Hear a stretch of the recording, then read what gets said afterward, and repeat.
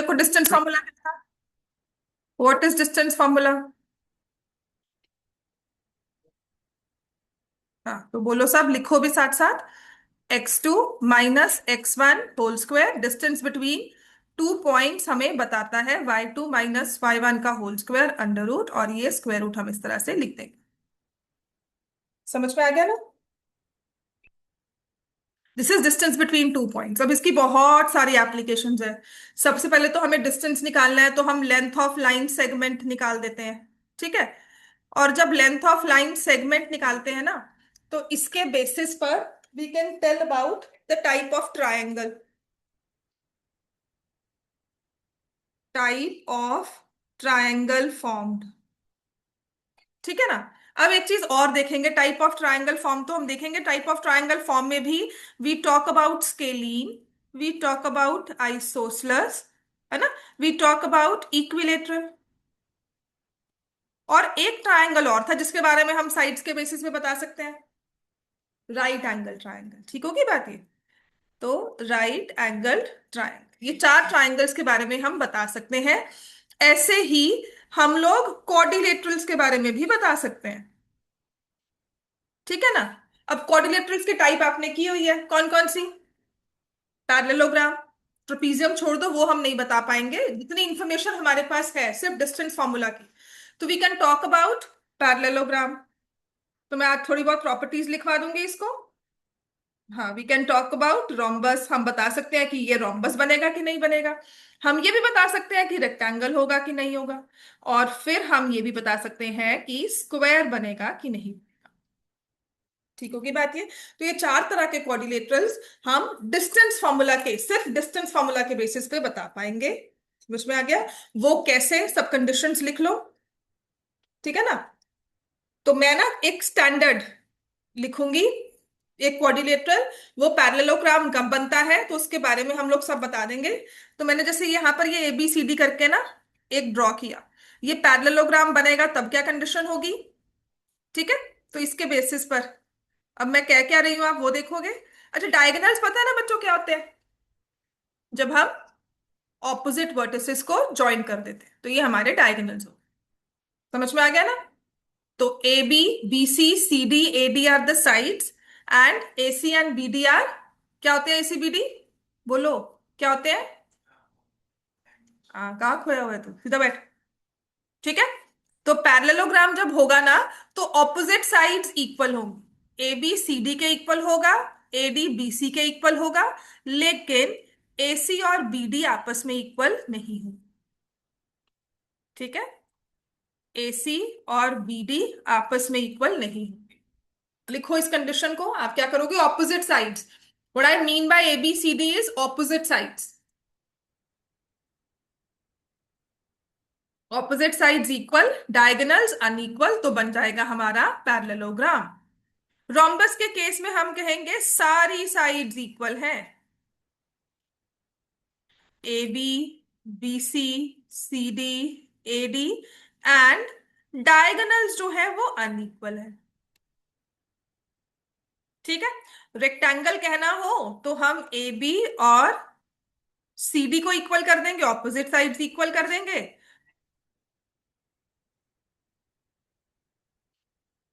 Diagonals जो है वो भी इक्वल होंगे। और स्क्वायर के केसेस में सारी साइड्स इक्वल और डायगोनल्स भी इक्वल। सिर्फ डिस्टेंस फॉर्मूला के बेसिस पर मैं बता पा रही हूं। तो बात समझ में आ गई? रोम्बस में सारी साइड्स इक्वल, डायगोनल्स अनइक्वल, लेकिन वही स्क्वायर बन जाएगा तो उसके डायगोनल्स भी इक्वल हो जाएंगे। कनव नहीं आया ना आज? दिया ने, उसमें तो आनंद था, आश्विक ने, उसका मुझे पता था, बट कनव क्यों नहीं आया?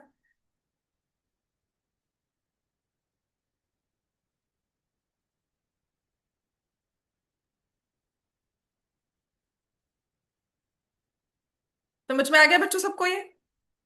डेट शीट तो नहीं आई आपकी?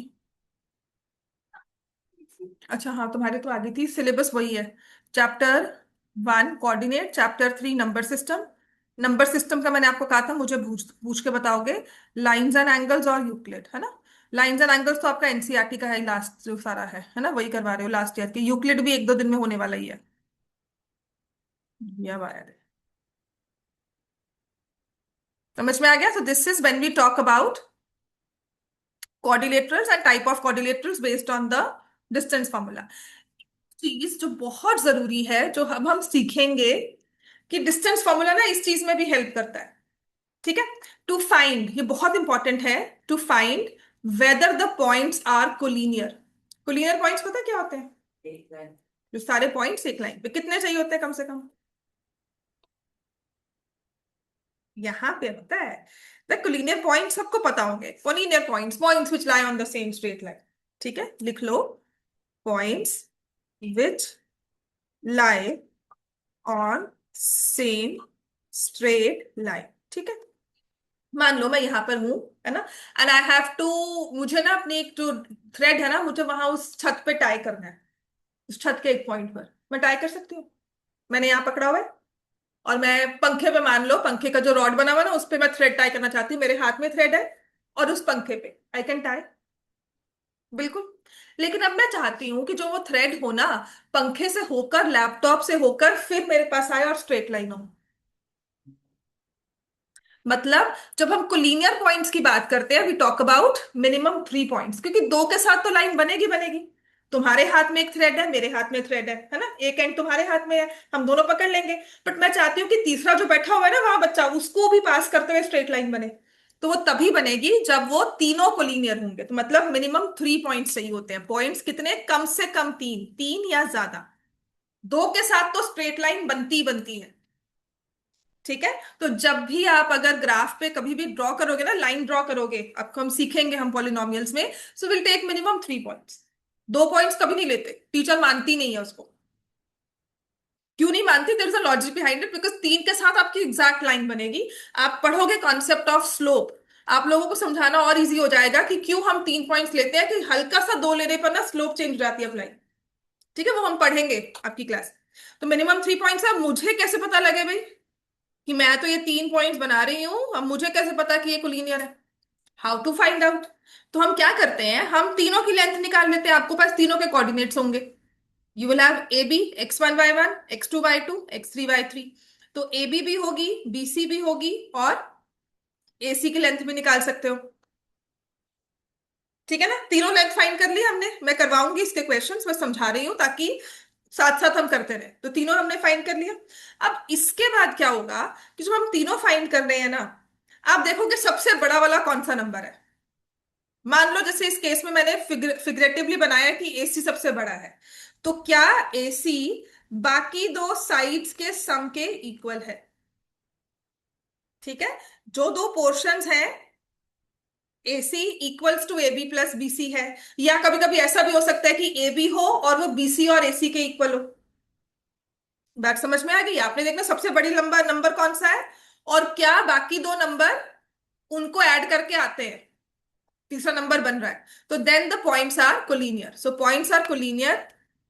सो ऐसे लिख लो, P Q R, 3 points are collinear.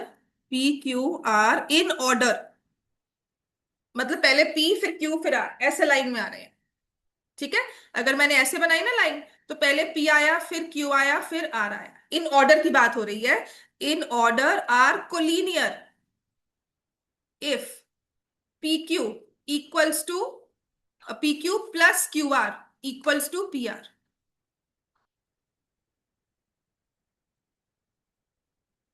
So then we say collinear points है सर। ठीक होगी बात? तो अगर आपको कहना पड़े, मैंने कल एक क्वेश्चन लिखवाया भी था ना, फाइंड द वैल्यू ऑफ के। चलो वो भी करते हैं। अभी कोलिनियर पॉइंट्स के बारे में ही अगर मैं पूछती हूँ,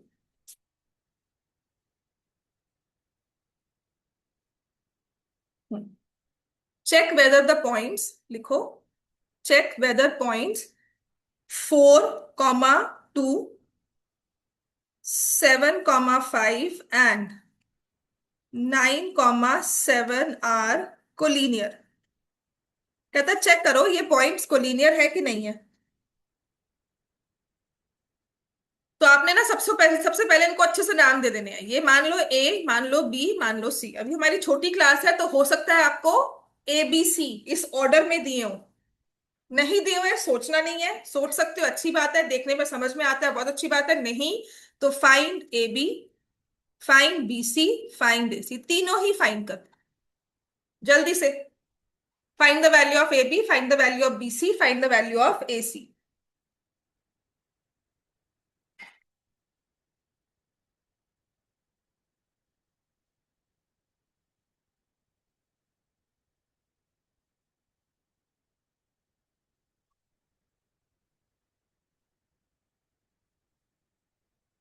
मैं ना क्यों नाम लिखती हूँ, क्योंकि ना बहुत स्ट्रक्चर्ड वे में आंसर हो जाते हैं और फिर मुझे रियलाइज भी होता है कि मैं ए और बी को माइनस कर रही हूँ।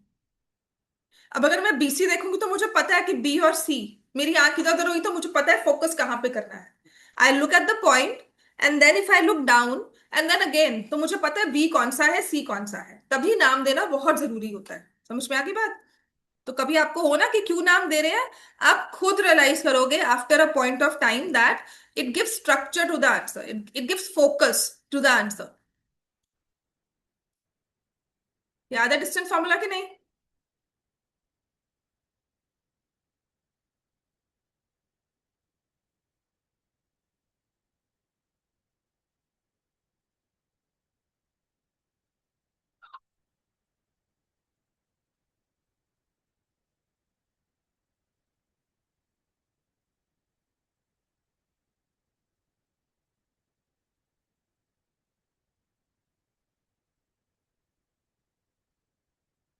बस इसी चीजों के लिए मैंने नंबर सिस्टम पहले करवाया, कि ये समझ सको। मैं यार रोज सोचती हूँ, मैंने कोऑर्डिनेट नहीं करवाया, नंबर सिस्टम पे टाइम लगाया, और तुम्हें आ रहा है कि नहीं आ रहा, पर मैं सोचती हूँ अगर ये क्वेश्चन पहले आया होता तो तुम लोग समझ ही नहीं पाते। नाउ यू कैन अंडरस्टैंड कि मैं टू थ्री स्क्वायर 3√2 लिख रही हूँ। ठीक है ना, 9 लिखा, √18 लिखा, √18 को 3√2, आप स्ट्रेट अवे समझ पा रहे हो। तो आपका फोकस ना कोलिनियर पॉइंट्स पर है, उस नंबर्स पे नहीं। बात समझ में आई? This is when calculations are not a deciding factor to understand the question. पहले हम लोग कैलकुलेशंस ठीक करते हैं, उसके बाद कॉन्सेप्ट पे आते हैं। फिर दूसरी चीज, अगर कॉन्सेप्ट खराब हो रहा है तो हमारा कॉन्सेप्ट स्ट्रांग हो गया तो फिर हम कैलकुलेशंस की बात करते हैं। तो हमेशा जब भी आप क्वेश्चन सॉल्व करोगे ना, हमेशा देखा करो कि मुझे कॉन्सेप्ट नहीं आता कि कैलकुलेशन गलत हुई है। बात समझ में आई? अब हम क्या करेंगे, आप देखोगे सबसे बड़ा नंबर इसमें कौन सा है, 5√2। तो A B plus B C is it equal to A C? A B plus B C कितना है, 3√2 प्लस 2√2। ऐड करना आता है ना हमें ये। डायरेक्टली क्या बन गया, 5√2। और एसी कितना दिया हुआ है, 5√2। So hence the points are cool. समझ में आ गई बात ये? Therefore the points are collinear. Have we understood everyone? ठीक है। अब एक चीज और करवाऊंगी, तो चेक, एक रोम्बस करना है, फिर अगर रोम्बस है तो उसका एरिया निकालना है। इस तरह से हम देखते हैं कि हमें वो चीजें समझ में आती है कि नहीं। करवाऊं आगे? तो लिखा है show that the points, show that points A 3,0, B 4,5। अच्छा, एक जरूरी चीज और है, जब भी एक कोऑर्डिनेटर दिया जाएगा ना, या तो पॉइंट्स दिए होंगे इन ऑर्डर है। ऑर्डर मतलब PQRS ABCD, ये नहीं कि ए बी फिर डी दे दिया फिर सी दे दिया। ठीक है, तो मोस्टली आपको पॉइंट्स ऑर्डर में दिए जाएंगे। सी यहां पर लिखा है -1 4 and D -2 -1, taken in order, taken in order are vertices of rhombus। Kanav Jain, तुम्हें ऑनलाइन समझ में आ रहा है? Yes ma'am. लेट क्यों हो गए थे? मैम बीमार था। ओ, छुट्टी थी आज तो वैसे, है ना? छुट्टी थी कि नहीं? Also find area of rhombus। तो हमें पता है ए पॉइंट है, तो we will find A B, B C, C D, A D. फिर रोम्बस बताना है तो हमें A D, sorry not A D, A C और बी डी भी निकालना पड़ेगा।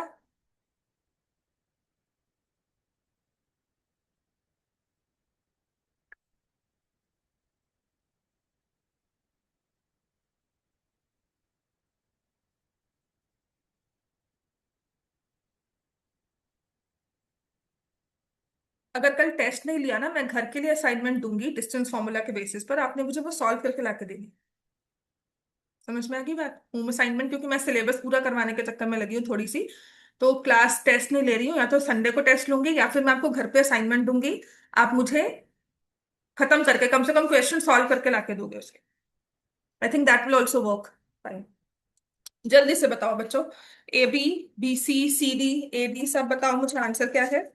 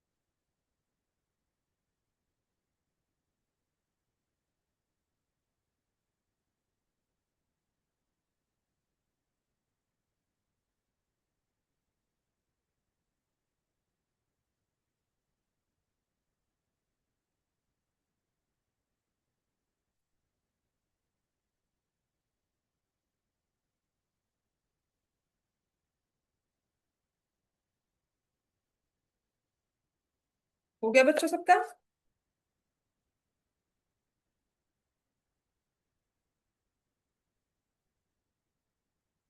सो when I ask you about the length of A B, कितनी आती है आयरा?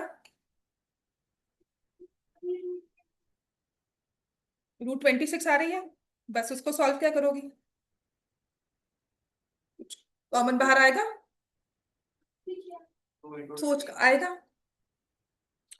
शायद कैसे, हाँ शायद नहीं, मतलब कैसे 26 के फैक्टर्स क्या है? दरवाजा बंद करो थोड़ी ना, बाहर से हीट वेव। 26 के फैक्टर्स क्या होते हैं फिर? है ना, हाँ। बीसी कितना आ रहा है? √26 आ रहा है सबका। आयुष, सीडी कितना है? नहीं क्या हुआ? बीसी ए बी इतना इतने टाइम में, और एडी की वैल्यू आ रही है √26। बेटा स्पीड अप कर लो काम, है ना, थोड़ा सा फोकस में आ जाए। हाँ, सिर दुख रहा है, दुखेगा ही बेटा, पढ़ना आसान थोड़ी ना होता है। इतना आसान हो जाए पढ़ना तो हर कोई ना पढ़ ले, है ना, सबके नंबर आ जाए, तो ऐसा नहीं है। हाँ, हाँ, हाँ यही आ रही है, मुझे लगा कह रहा मैम मेरा भी सिर दुख रहा है। मुझे लगा मैम मेरा भी हाल है। चलो, बीडी हमारे पास क्या होगा? 4+2 6 स्क्वायर, +6 स्क्वायर, और इसको अंडर रूट करके अब बड़ा अच्छा लगता है हम जब 6√2 डायरेक्टली लिख लेते हैं। सो हमारी all sides are equal, diagonals are not equal, hence it is a rhombus, पक्की बात है। अगर मुझे एरिया निकालना हो रोम्बस का, तो क्या होता है एरिया ऑफ रोम्बस? फॉर्मूला क्या होगा? हाफ इंटू डायगोनल, इन 1 इंटू डायगोनल 2। ठीक है, ये क्वेश्चन हम हमें पेपर में आ सकता है कि डिस्टेंस फॉर्मूला के बेसिस पर जी एरिया निकालो रोम्बस का, है ना। तो ये पढ़ा चाहे, हाँ, ट्रायंगल का तो आएगा ही आएगा। एरिया ऑफ ट्रायंगल करना तुम्हें उसमें 10th में शायद डाल दे अब। तो answer is 24 square units. Area of triangle ना पहले हुआ करता था, तो हमारे ना एजुकेशन सिस्टम में। वो तो बेटा आएगा ही ना, जब आप कोऑर्डिनेट, उसका पैरेलल लाइन होगी, वो लाइन पैरेलल होगी, अगर नॉन पैरेलल हुई तब नहीं निकाल सकते। बताऊंगी वो भी, जब आप कोऑर्डिनेट करते हो। मैंने जब आपको क्वेश्चंस करवाए थे, मैंने कहा था line parallel to x axis होगी या पैरेलल टू वाई एक्सिस होगी, तब आपका बेस बन जाएगा ना, तो आप हाइट निकाल सकते हो। तो वो क्वेश्चंस करवाने हैं मुझे, ठीक है। अदरवाइज डायरेक्टली अगर रैंडमली मैं आपको 3 पॉइंट्स दे रही हूँ ना, इसका एरिया निकालो, तुम नहीं निकाल पाओ, क्योंकि ये हवा में उड़ता हुआ ट्रायंगल है, स्लैंटिंग वाला। तो बेस इसका स्ट्रेट नहीं है, तो उसमें लेंथ जो है हम डायरेक्टली नहीं कहेंगे कि अगर ये 3 से 4 पे गया तो लेंथ हमने डायरेक्टली 1 यूनिट कह दी। ठीक है ना, उसमें मूवमेंट क्या होती है कि अगर 3 5 है और 4 5 है, तो मुझे पता है बेस जो है वो 1 यूनिट है, पक्की बात है। लेकिन वो 3 0 और 4 5 में डिस्प्लेसमेंट जो है, मूवमेंट है, वो डायरेक्टली हम नहीं निकाल पाते, उसी के लिए डिस्टेंस फॉर्मूला यूज करते हैं। तो जो हाइट है दैट इज परपेंडिकुलर। तो अगर ट्रायंगल ऐसे हवा में ऐसे उड़ रहा होगा, तो आप ये नहीं कहोगे कि हाइट अब मैंने निकाल ली तो इतनी हाइट है और इसकी लेंथ क्या है, that will require additional calculation. समझ में आ गया? तो एरिया में निकालना आता है। चलो, कल जो मैंने क्वेश्चन दिया था वो करेंगे आप। फाइंड द वैल्यू ऑफ के।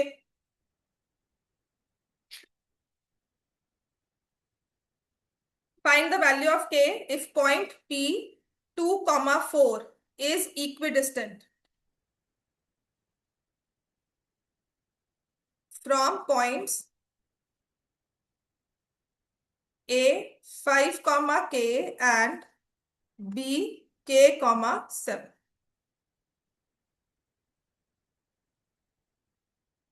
कहते हैं दो पॉइंट्स है ना, इक्विडिस्टेंट होना चाहिए हमारा। पी पॉइंट कोई है 2, 4, इसका जितना डिस्टेंस के से ए से है उतना ही डिस्टेंस बी से। ठीक है। अच्छा, अगर मैं इसमें ए बी को भी ज्वाइन कर देती हूँ, आपको बस बाकी तो ऑब्जर्वेशन की बातें हैं। ये 5, k दिया हुआ है और ये दिया हुआ है k, 7, और मैंने क्या ना ए बी को भी ज्वाइन कर दिया, तो आप बता सकते हो ये ट्राइंगल पी ए बी किस तरह का ट्राइंगल होगा? इक्विलेटरल। आइसोसलेस तो पक्का है। इक्विलेटरल है या नहीं है वो डिपेंड करेगा ए बी की लेंथ कितनी है। समझ में आ गया?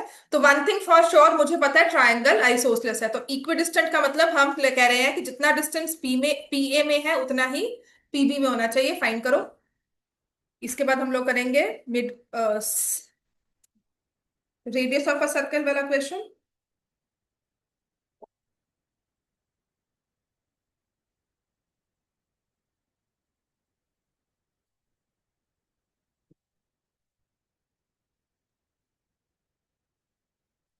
हम्म।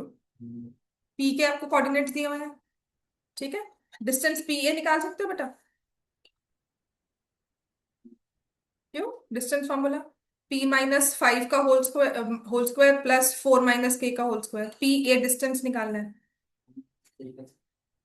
4 - k जैसे लिखते हो, 2 - 5 का होल स्क्वायर प्लस 4 - k का होल स्क्वायर। बस ऐसे। ठीक है। और फिर वहां से हमारा पीबी होगा। पीबी क्या होगा? 2 - k का होल स्क्वायर प्लस 4 - 7 का होल स्क्वायर। अब इन दोनों को इक्वेट कर देने। बात समझ में आ गई ना?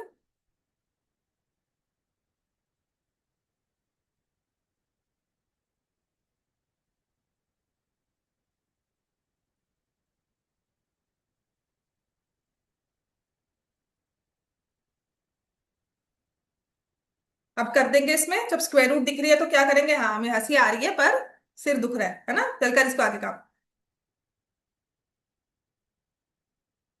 जब सिर दर्द होता है ना तो हंसी भी नहीं आती, जो तुम्हारी स्माइल निकल रही है यहाँ बैठकर। चलो, स्क्वेयरिंग बोथ साइड्स में स्क्वायर रूट हट जाएगा।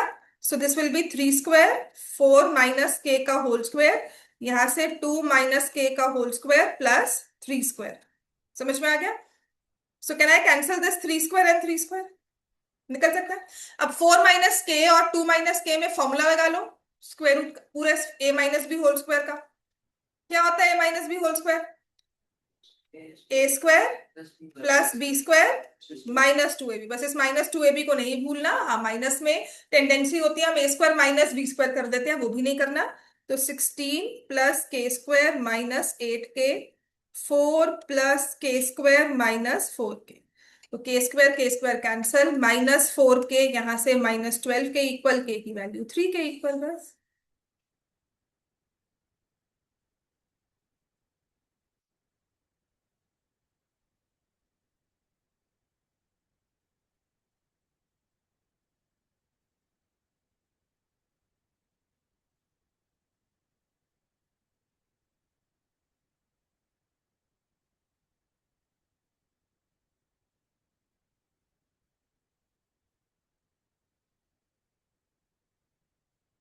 समझ में आ गया इतना सबको?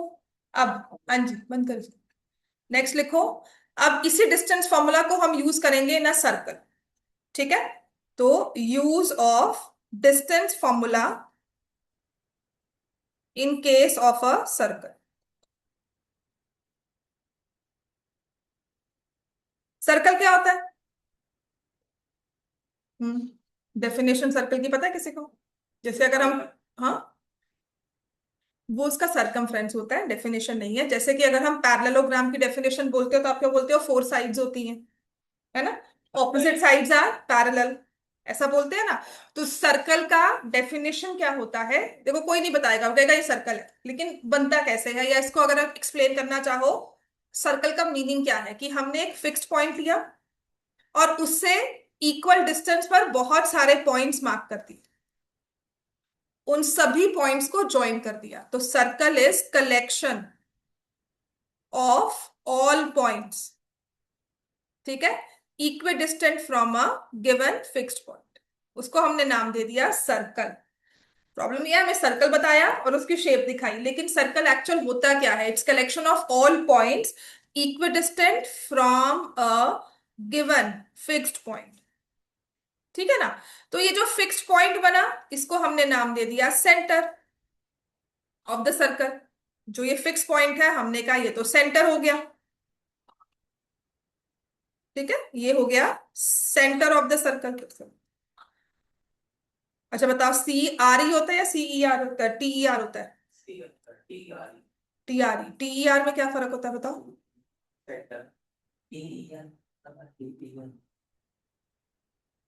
पता है कि नहीं है?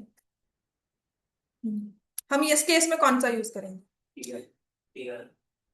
ये नहीं यूज करेंगे, ये, ठीक है। इसका मतलब क्या होता है? जैसे examination centre, centre is a place, examination hall नहीं होता तो एग्जामिनेशन सेंटर नहीं है, कहते हैं सेंटर पॉइंट, सेंटर पॉइंट तो ये हुआ, लेकिन किसी प्लेस को हमने बताना है, ठीक है, तो सेंटर ई आर यूज होता है। समझ में आया? चलो सेंटर यूज करेंगे तो सेंटर ऑफ द सर्कल है, ठीक हो गया। और जो ये इक्वल डिस्टेंस होता है ना, इसको हम बोलते हैं रेडियस, है ना। अब समझ में आया ना। और ये जो हमारी बाउंड्री वॉल पे सभी पॉइंट्स इकट्ठे किए, इसको हम बोलते हैं सर्कमफ्रेंस। तो आपका जो चैप्टर है ना, आई एम राउंड एंड, है ना, तो वो सर्कल पर ही है, उसके सर्कल की प्रॉपर बात करेंगे। तो ये हमारे पास आ गया, O is the centre, A is the point on the circle, और रेडियस होती है ओ। इतना क्लियर हो गया? अब हम डिस्टेंस फॉर्मूला को कैसे यूज कर सकते हैं, ठीक है।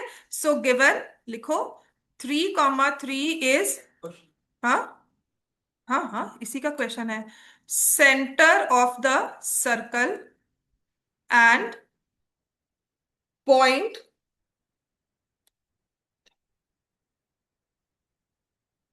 6, 2, point 6,2 lies on the circle.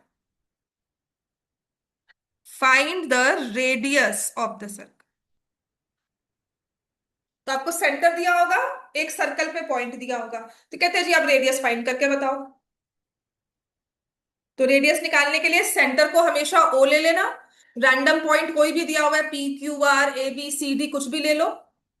तो आपको क्या निकालना है? ओ ए डिस्टेंस निकालना है, निकाल सकते हैं हम। अब ये ओ और ओरिजिन अलग है, वो वहां पे कार्टेशियन प्लेन का ओ है, ठीक है। ये सर्कल का सेंटर, यूजुअली इसको ओ या सी के साथ शो किया जाता है, usually most of the time जो सिंबल यूज करते हैं दैट इज ओ और सी। समझ में आ गया? तो डिस्टेंस निकालो भाई, क्या होगा? 3 - 6 का होल स्क्वायर, 3 - 2 का होल स्क्वायर, यही करोगे। 3 - 6 का होल स्क्वायर प्लस 3 - 2 का whole square under root, which is 3 square plus 1 square √10। बात समझ में आ गई सबको ये?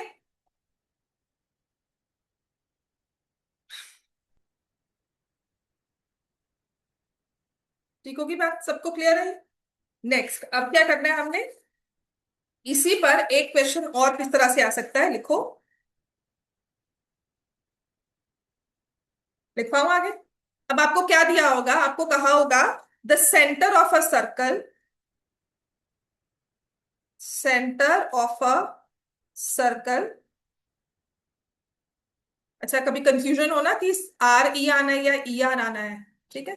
ये ना चीजें यहाँ पर नहीं काम आती आपको, जब आप किसी सिचुएशन में जॉब कर रहे हो या कहीं पर भी आपकी मीटिंग्स होती हैं या you are in a circle of discussions होती हैं, तो वहां पर ये चीजें ना वहां पर नोट किया जाता है कि इसको पता है डिफरेंस कि नहीं पता। तो अगर मैथमेटिक्स की भी बात हो रही हो और मुझे ही पूछो कभी मैम ई आर होगा या आर ई होगा, है ना, तो I should know my subject, right, एक होता है। तो कैसे याद करोगे कि आर ई होगा कि ई आर होगा? सर्कल लिखते हो ना, पहले आर आता है फिर ई आता है,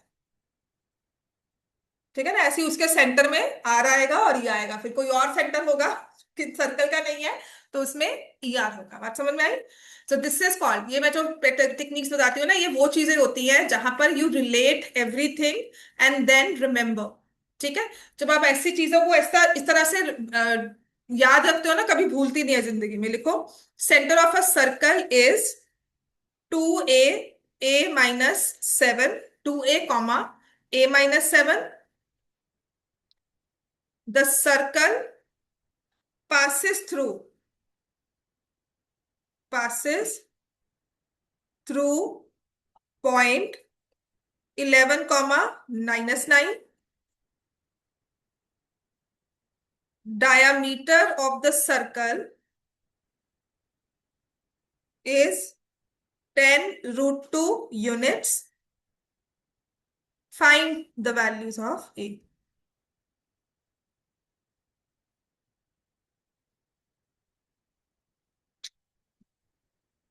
प्लेटिक का मॉडल टर्म किया है तुमने? क्या होगा?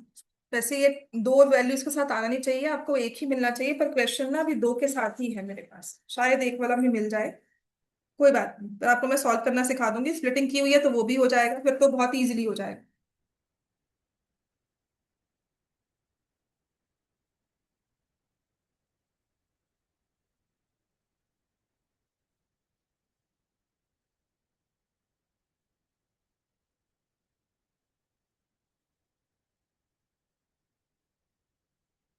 तो क्या कह रहा है ये आपको? ये सर्कल दिया हुआ है, सर्कल का एक सेंटर डिफाइन कर दिया विच इज 2a, a-7। और सर्कल किसी पॉइंट से पास कर रहा है, तो मैंने इसको o लिखा। a पॉइंट से पास कर रहा है जो है 11 - 9। तो जो रेडियस है मैं उसको डिस्टेंस फॉर्मूला से निकाल सकती हूँ। और मुझे क्या दिया हुआ है? ये क्या दी हुई है? 10√2। डायामीटर, जो डायामीटर क्या होती है? डबल ऑफ रेडियस, है ना? जो सेंटर से पास करती हुई लाइन है और एंड पॉइंट्स ऑन सर्कल हो। डेफिनेशन अगर मैं लिखूं, फॉर्मूला लिखूंगी, तो मैं लिखूंगी डबल ऑफ रेडियस। तो जब आपने ये डिस्टेंस निकाला ओ ए, ये रेडियस होगा या डायमीटर होगा? रेडियस। तो तुम्हें तो डायमीटर दिया हुआ है, तो तुम पहले क्या करोगे? रेडियस निकालोगे। कि मुझे तुम फंसा रहे हो कि मैं डायरेक्टली इसको यूज कर लूं, but I know this is the diameter which is double of radius, so I can find the radius. तो आप 10√2 को डिवाइड बाय 2 कर सकते हो। अब डिविजन आती है हमें।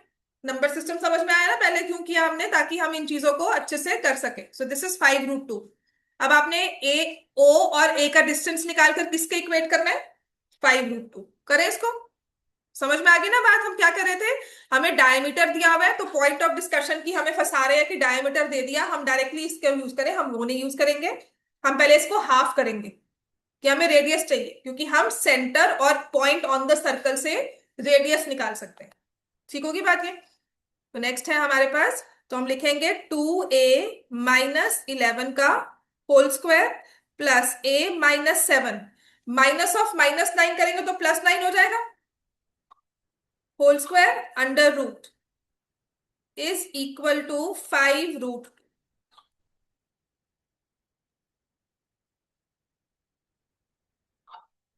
फिर कर देंगे, स्क्वायर रूट को हटाना है, स्क्वेयरिंग बोथ साइड्स।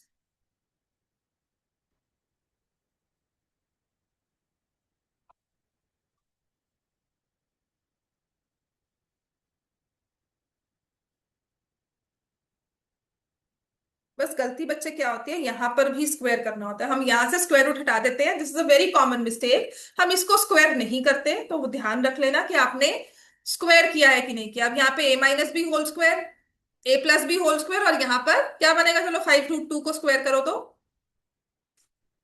आ गया ना नंबर सिस्टम। उस टाइम मुश्किल थी, पर after some time this thing settles in. समझ में आ गया? अब चलो, a-b होल स्क्वायर क्या होता है? बोलो। a-b whole square is a² plus b² -2ab। और a+b होल स्क्वायर क्या होता है?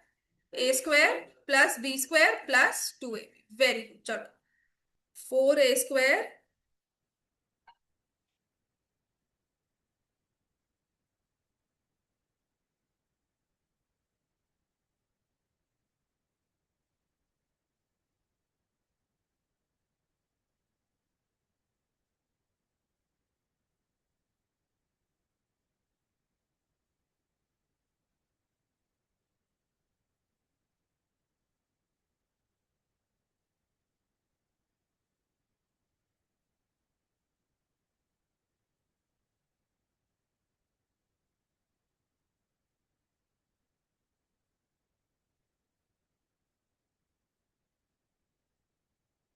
बस यहाँ पर ना आपको मिडिल टर्म स्प्लिट करनी है। ठीक है। यहाँ पर स्प्लिटिंग ऑफ मिडिल टर्म का फॉर्मूला लगाना होगा, उससे तुम्हारे पास ए की दो वैल्यूज आ जाएंगी, मैं आपको बता दूंगी कैसे। पर अगर ये चीज आती है ना तो ये क्वेश्चन पेपर में आ सकता है, ये बहुत बेसिक क्वेश्चन है हमारा। इसके बाद ना एक और चीज करवाओ। ठीक है। इसके बाद एक और चीज करवाऊंगी, फिर हम अपनी एक्सरसाइज के क्वेश्चंस पर आकर कल का दिन एक और लगा लेंगे, कल या परसों का एक दिन और लगेगा, जिसमें हम थोड़े एक्स्ट्रा क्वेश्चंस और कर लेंगे distance formula and mid point को लेकर। देन कोऑर्डिनेट हमारा ऑलमोस्ट खत्म है। ठीक है। But we require practice from worksheet, हमें जरूरी करनी है, और डिस्टेंस और मिड पॉइंट की भी ना मैं इकट्ठी वर्कशीट बनाकर आपको दूंगी। अब इसमें आपने इसको फैक्टराइज किया, a² - 8a + 15 = 0 को, क्या बने फैक्टर्स 15 के? 5 3 = 15 हो गया। तो क्या हो जाएगा, a² - 5a - 3a + 15 = 0। Can I right 5 - a, a - 5 a - 3? ठीक है ना। तो अब क्या करना है, a - 5 की वैल्यू को 0 कर दो, a - 3 की वैल्यू को 0 कर दो। तो a की वैल्यू 5 आ गई, a की वैल्यू 3 है। कुछ नहीं, आपने a - 5 है ना, इसको 0 के इक्वल कर दिया, एक बार ऐसे की, और a - 3 को 0 के इक्वल कर दिया। जो ये है कि प्रोडक्ट ऑफ टू नंबर 0 है, दो नंबर को मल्टीप्लाई करके 0 आता है। किसी भी दो नंबर्स को मल्टीप्लाई कर रहे हो, और मैं कह रही हूं जो आंसर आ रहा है वो 0 आ रहा है, तो आप क्या कंक्लूजन करोगे? दोनों में से एक तो 0 होगा ही, दोनों भी हो सकते हैं। अगर इस वाले नंबर को 0 बनाएंगे तो a - 5 0 हो गया, जिसके लिए a को क्या होना पड़ेगा, 5। अब a की वैल्यू 5 पर ये 0 बनता है, ये 0 नहीं बनता। तो अगर इसको 0 बनाते हैं तो a को 3 रखेंगे, a की वैल्यू 3 आ गई। अब 3 पे ये 0 बन गया, ये नहीं बना, कोई फर्क नहीं है।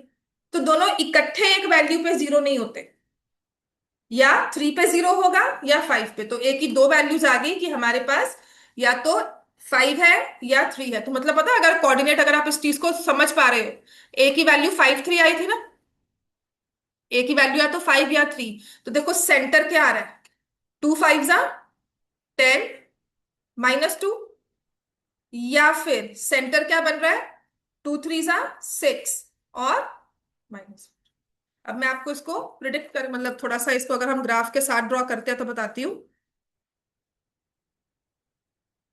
कोऑर्डिनेट को अगर समझना है ना, सो यू नीड थोड़ा सा विजुअली ना इसको देखा करो।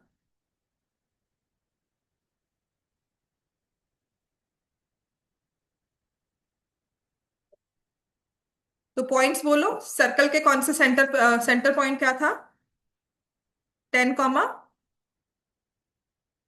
बोलो बच्चों। तुमने लिखा नहीं है, पर तुम्हारे पास ए वैल्यू है तो है ना, देखा करो इसको, क्या आएगा। यहाँ 5 × 2 10 किया, 5 - 7 क्या किया, -2। तो आपका सेंटर जो है वो कुछ इस तरह से। ठीक है। तो 10 - 2 दिख रहा है हमें। दूसरा कौन सा था, 6 देखो, 3 2 = 6, 6 - -4।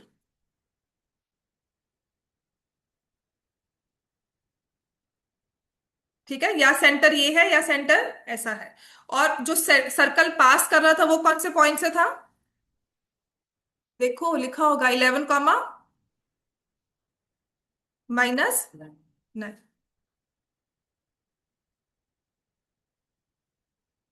और रेडियस कितनी थी, 5 √2, विच इज 50। तो मैं अब बताती हूँ तुम्हारे पास इक्वेशन, रुको।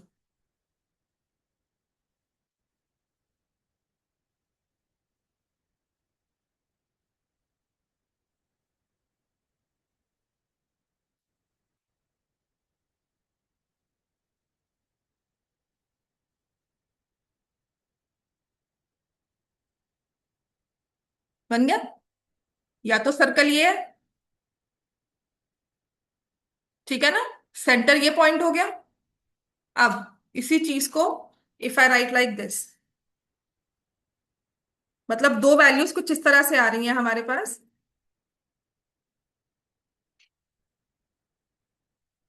y + 4,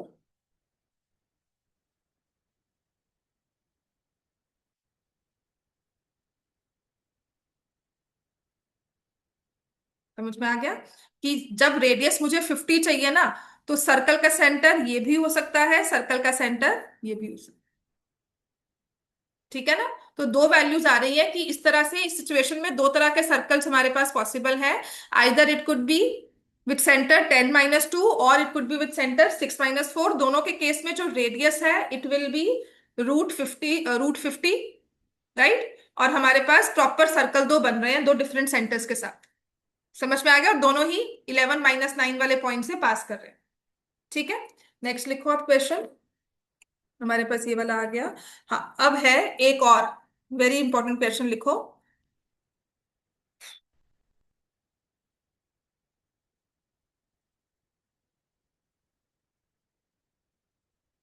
ये तो बोर्ड्स में भी क्वेश्चन आया हुआ है।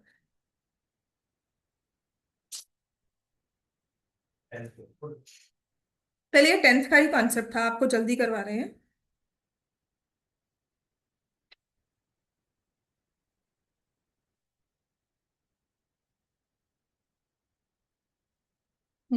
A circle drawn with origin as center. A circle drawn with origin as center. With origin as center passes through point 13/2, 0. Which of the following points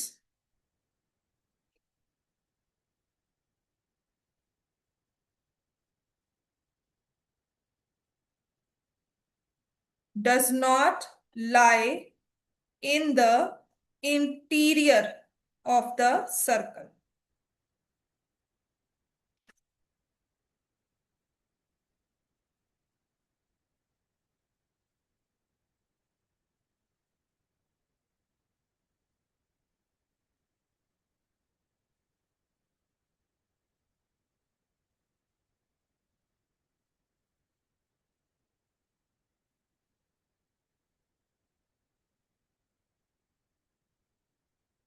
अच्छा, अगर सर्कल का सेंटर ओरिजिन है तो कोऑर्डिनेट्स क्या हुए? 0,0। और सर्कल पे point कौन सा, जो सर्कल किस पॉइंट से पास कर रहा है? 13/2, 0। तो क्या निकाल सकते हो इस इंफॉर्मेशन से? रेडियस निकाल सकते हो। ठीक है, तो आपने रेडियस निकाल ली। आप डायरेक्टली 13/2 का होल स्क्वायर करोगे प्लस 0 स्क्वायर कर दोगे, क्योंकि डिस्टेंस फ्रॉम ओरिजिन निकाल रहे हो। तुम्हारे पास आंसर आ गया 13/2, जिसको तुम लिख दोगे 6.5। तो ये रेडियस हो। अब पॉइंट ना सर्कल के अंदर लाई करेगा तो क्या होगा? कोई भी रैंडम पॉइंट है, कैसे पता लगेगा सर्कल के अंदर है, सर्कल के बाहर है, या सर्कल के ऊपर है? हम किससे कंपेयर करेंगे? 6.5, जो कि क्या थी?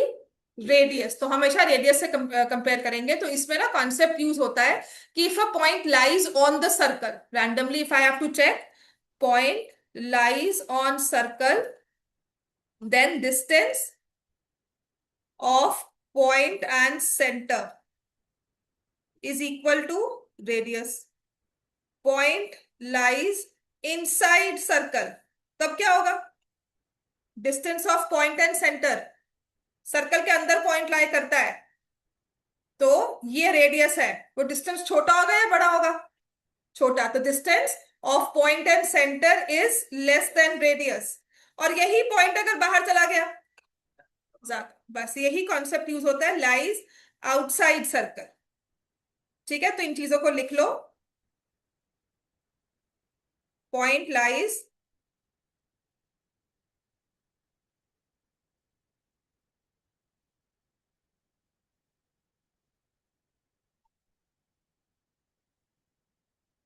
outside circle, then distance from the point and center is more than radius। ठीक है, ये बोर्ड्स में क्वेश्चन आया था आज से कुछ साल पहले, और ऐसा ही क्वेश्चन आपको आने के चांसेस बहुत ज्यादा है। आपको 4 पॉइंट दिए, या which of the point lies on the circle, 3 number का क्वेश्चन बनाना, बना दो। डिस्टेंस फॉर्मूला लगा दिया।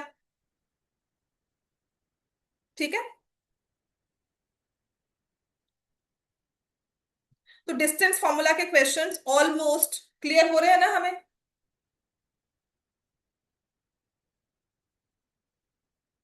इसमें अभी और भी डिफिकल्ट क्वेश्चंस हैं, पर अभी फिलहाल के लिए जितने किए हैं उतने समझ में आ गए।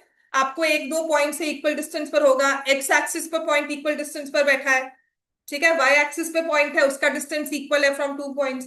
तो कुछ इस तरह करके हमें क्वेश्चंस दिए जाए। ठीक है, आर वी क्लियर? अब आते हैं एक और फॉर्मूला। अभी तो और भी क्वेश्चंस हैं, बट मैं अभी के लिए ना मतलब बहुत ज्यादा और नहीं करवा रही हूँ। आई स्टे एट दिस, कितना हमें बेसिक समझ में आ गया, इसको रिवाइज कर लो। आई प्रिपेयर अ वर्कशीट इसकी प्रॉपर। आपकी जो असाइनमेंट थोड़े बहुत क्वेश्चंस वो मुझे घर से करके ला कर देना है। समझ में आ गया? अब लिखो, नेक्स्ट है हमारा इसी कोऑर्डिनेट में जो हमें काम आएगा और आपके सिलेबस में भी है, वो है मिड पॉइंट फॉर्मूला। हमने डिस्टेंस तो निकाल लिया पॉइंट्स का। अब हमारे पास एक फॉर्मूला आता है जिसका होता है कि मिड पॉइंट निकालो। मिड पॉइंट पता है क्या होता है? किसी को आइडिया है कि मिड पॉइंट हम किसको बोलते हैं? मिड पॉइंट क्या होगा एग्जैक्टली? मिडल पे। बिटवीन कोई पॉइंट तो कहीं भी हो सकता है, लेकिन जो एग्जैक्टली मिडल में होगा पॉइंट, जिसको हम सेंटर पे कह सकते हो, ठीक है, और उसको हम बोलते हैं मिड पॉइंट। और मैथमेटिकली इसको कैसे शो करेंगे? ये तो मैंने बोल दिया मिड पॉइंट है हाफ ऑफ लाइन, और AC equal to BC। C is the mid point, ठीक है ना? अब एक बात कभी सुनी होगी कि इंग्लिश वाले मैम तो इंग्लिश में बात करते हैं, हिंदी वाले मैम हिंदी में बात करते हैं, तो मैथ्स वाले मैम को बोलो मैथ्स में बात करें। तो मैथमेटिकल लैंग्वेज होती कौन सी है? It is actually when I say AC equal to BC, I am saying C is the mid point of AB। Geometry में यही चीजें यूज करोगे। समझ में आ गया? तो जब हम मैथमेटिकली बात करते हैं, हम इक्वेशंस फॉर्म करते हैं, हम उसी स्टेटमेंट को इक्वेशंस की फॉर्म में लिखते हैं। A is double of B, तो A इक्वल टू 2B। समझ में आ गई बात? तो मैं लिखूंगी AC equal to BC, this is my the definition of mid point. या C is equidistant from A and B, वो अलग चीज है, लेकिन AC इक्वल टू BC मतलब मिड पॉइंट होता है। समझ में आ गया? AC equals to BC, AC B are in a straight line. अब A के कोऑर्डिनेट्स आपको दिए होंगे x1 y1, B के कोऑर्डिनेट्स दिए होंगे x2 y। अब अगर मुझे मिड पॉइंट निकालना है ना, तो उसके लिए हम क्या करते हैं, जो लाइन सेगमेंट है ना, उनके x कोऑर्डिनेट्स को ऐड कर दिया और डिवाइड बाय 2, क्योंकि मिडवे जा रहे हो, तुमने कहा था हाफ।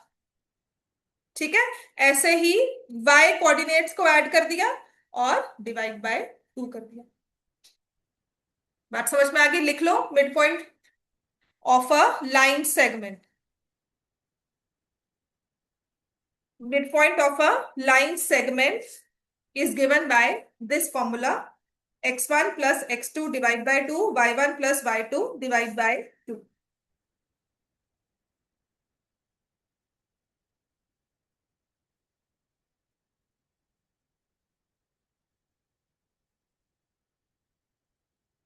अच्छा, ये बहुत डिफरेंट चीजें होती है, मैं आपको लिखवाऊंगी अभी। इफ आई से C is equidistant from A and B, लिखो पॉइंट C। ये ना बहुत डिफरेंट सी चीजें होती हैं। इफ आई से point C is equi distant from A and C is not same as C is the midpoint of AC। दोनों चीज ने बात चाहे जैसे मर्जी कही हो, लेकिन दोनों चीजें सेम नहीं है, तो आपने माननी भी नहीं। ठीक हो गया? पॉइंट C इक्विडिस्टेंट है, इसका मतलब ना पॉइंट C कहीं भी हो सकता है। ये A लिया, AB लिखो यहाँ। पॉइंट C इज इक्विडिस्टेंट, यहाँ पे B आएगा बच्चों, सॉरी माय मिस्टेक, यहाँ पे B होगा, ठीक है ना, क्योंकि हम B लिख रहे थे यहाँ पे। ठीक है, ये A लिया, ये B लिया, C इन बिटवीन। अगर इक्वल डिस्टेंस पे बात कर रहे हो ना, तो C कहीं भी हो सकता है। C को डिस्टेंस इक्वल रखना है। This is the first case when C is equidistant from A and B, तो C हवा में भी कहीं हो सकता है। ठीक है, C लाइन सेगमेंट पर भी हो सकता है, C हवा में भी हो सकता है। बात समझ में आ गई? C could have multiple positions, वो मूविंग पॉइंट होता है उस केस में। ठीक है, लेकिन जब मैंने मिड पॉइंट कहा है ना, इसका मतलब सी लाइन पर ही होगा। मैं टॉप कोलिनियर पॉइंट्स की बात कर रही हूँ उस केस में। इक्विडिस्टेंट में need not be collinear points, लेकिन मिड पॉइंट में they have to be collinear points. बात समझ में आ गई है? ठीक है, लिख लो इस चीज को, ये कंफ्यूजन का सबसे पहला कारण होता है, जहां पे इक्विडिस्टेंट दे दिया ना और मिड पॉइंट निकाल के आ जाते हैं। ठीक है, अब मिड पॉइंट के क्वेश्चंस कैसे आते हैं?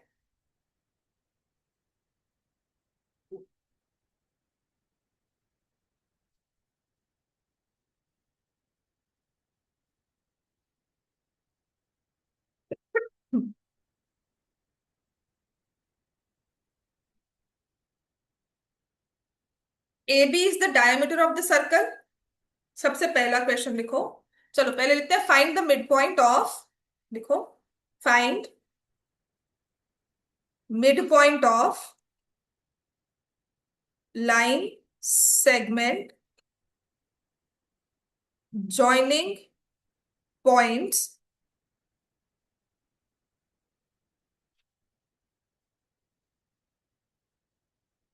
4, -1 and -2, -3। 4, -1, -2, -3, इसका हमें मिड पॉइंट निकालना है। तो आपके पास एक लाइन सेगमेंट है, मैंने इसको ए नाम दे दिया, इसको बी नाम दे दिया। पॉइंट ए दिया हुआ है 4, -1, पॉइंट बी दिया हुआ है -2, -3, और यहाँ पर एक कोई पी मिड पॉइंट है। लेट मी से if P is the mid point, तो उसके कोऑर्डिनेट्स कैसे दिए जाएंगे? सो देयरफॉर पी के कोऑर्डिनेट्स ऑफ पी आर, तो पी भी एक पॉइंट है ना, तो उसका भी एक्स और वाई होगा। तो एक्स क्या है उसका? 4x1 + x2, 4 + -2 ÷ 2। y1 क्या होगा? -1 + -3 ÷ 2। बिल्कुल सिंपल सी बात। ठीक है, तो p जो कोऑर्डिनेट बना रहा है ना, तो वो 4 - 2/2 1 हो गया, -4/2 -2 हो गया। तो मिड पॉइंट एग्जैक्टली 1, -2 पर है। ठीक है, मतलब कभी आप यहाँ 1, -2 पे खड़े हो, ए पे जाओ या बी पे जाओ, डिस्टेंस सेम होगा। ठीक है ना, अगर इक्वल डिस्टेंस से ट्रेवल, जितना आगे उतना ही पीछे है, चाहे आगे जाए चाहे पीछे जाए, बात वही है। बात समझ में आ गया? डिस्टेंस के हिसाब से, राइट। अब इसकी एप्लीकेशन क्या है? मान लो मैंने कहा A B is the diameter of a circle, लिखो, हो गया ना ये क्वेश्चन। अब इसका ही अलग क्वेश्चन क्या आता है? A B is the diameter of the circle. A B जो है वो सर्कल का डायामीटर है। ठीक है, centre of the circle is 2, -3, and point B is 1, 4। Find coordinates of A।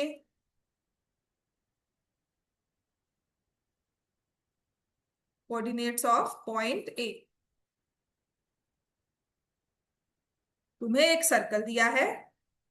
अब मैंने आपको कहा था डायमीटर क्या होती है, कि जो सेंटर से पास करती है। आपने कहा 2r, लेकिन डेफिनेशन वाइज क्या होता है कि it's a line segment, centre से पास करेगी, और उसके एंड पॉइंट ना सर्कल पे होंगे, ये नहीं कि बाहर निकल गई, ना ही वो अंदर रहेगी। इट्स नॉट लाइक दिस कि सेंटर से पास किया लेकिन अंदर है। Neither it will be like this कि सेंटर से पास कर रही है लेकिन बाहर तक जा रही है, ऐसा भी नहीं है। वो एग्जैक्टली सेंटर से पास करेगी और स्ट्रेट लाइन होगी। आपको ओ के वर्टिसेस गिवन है, क्या है ओ के कोऑर्डिनेट्स? कितने दिए? 2, -3। बी कितना दिया हुआ है? अच्छा, इस ए बी के लिए ओ क्या है? O is the dash of A B. Mid point आ गया ना, तो जहां ये मिड पॉइंट आ गया वहां पर आप क्या लगाओगे? Mid point formula. तो उससे मैंने ना ए को, हमने कहा कि चल ए को भी कोई वर्टिसेस प्रोवाइड कर दो, है ना, क्योंकि वो तो है ही नहीं, तो हम उसको ना रैंडमली x1 y1 या xy या pq, जो आपका मन करता है उसको दो वेरिएबल्स दे दो। ठीक है, तो ओ तो मिड पॉइंट है, इसका मतलब ओ ए इक्वल टू ओ बी, है ना, ये हमारा आएगा। अब इसको हम कैसे करते हैं? Using mid point formula. Using mid point formula, तो हमारे पास आ जाएगा कि ए था x1, बी था 1 ÷ 2। ठीक है, ओ के कोऑर्डिनेट्स आ गए हमारे पास, या फिर y1 + 4 ÷ 2, and this is equal to 2, -3। फिर याद है मैंने कोऑर्डिनेट में कहा था दो पॉइंट सेम होते हैं, इक्वल कब होते हैं? जब उनके एक्स सेम हो या उनके वाई सेम हो, है ना। दो पॉइंट्स इक्वल तभी होंगे ना जब उनके एक्स कोऑर्डिनेट्स भी सेम है, उनके वाई कोऑर्डिनेट्स भी सेम है। अब इस केस में एक्स कितना है? x1 + 1/2। इसको कितना होना चाहिए? 2 के इक्वल। और यहाँ पे y1 + 4/2 किसके इक्वल होना चाहिए? -3। सो x1 + 1 = 4, x1 = 3, और y1 + 4 = -6, y1 = -10। सो देयरफॉर ए के कोऑर्डिनेट्स क्या आ गए? 3, -10।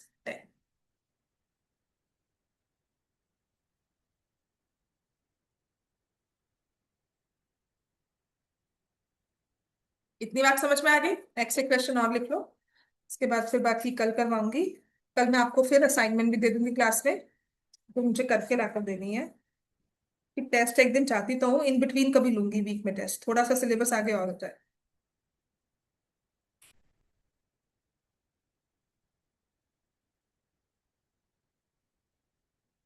नेक्स्ट देखो,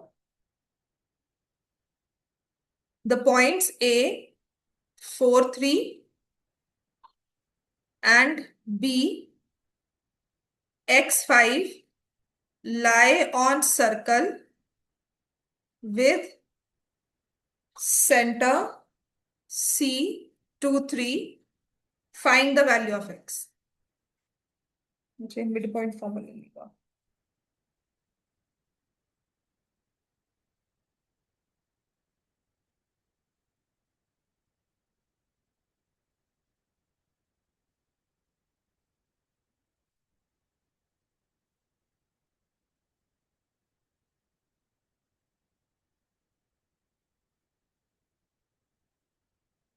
चलो इतना करके लाना, अगर ये हो जाए ठीक है, वरना कल करेंगे। या ये वाला क्वेश्चन लिखो, ये वाला लिखो। Centre of the circle is 2a, a - 7 and